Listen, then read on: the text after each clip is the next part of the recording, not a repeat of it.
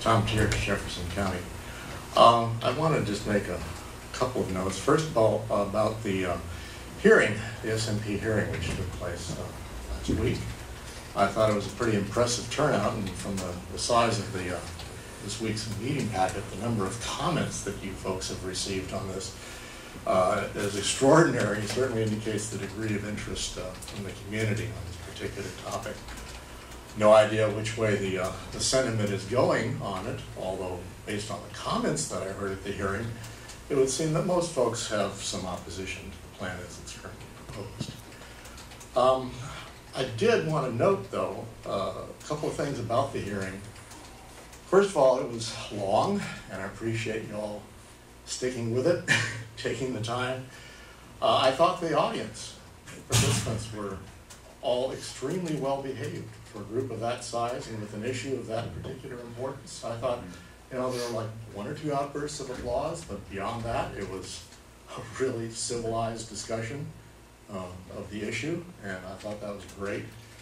There were three occasions on which Mr. Sullivan, unfortunately, did choose to argue with members of the audience after their presentation had been made. In fact, he even cut off one person in the middle of his presentation, and I thought that was completely inappropriate and out of place, and I would like to not see that happen again.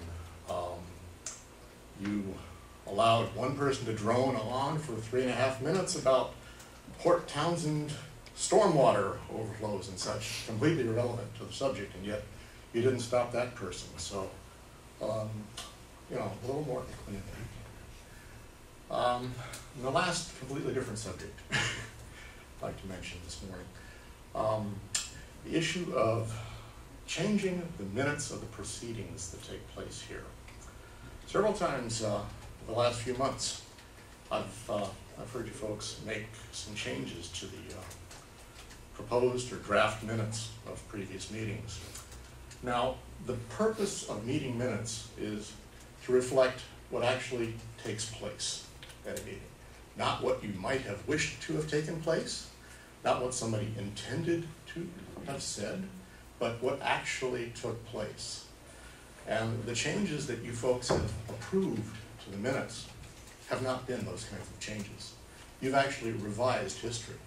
You've changed what people said to what you would like to have had them say, not to what they actually said.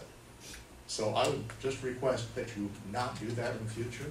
If somebody said something, they have the opportunity at the next meeting to say, I'm sorry, I made a mistake. And at that meeting, their apology can be documented.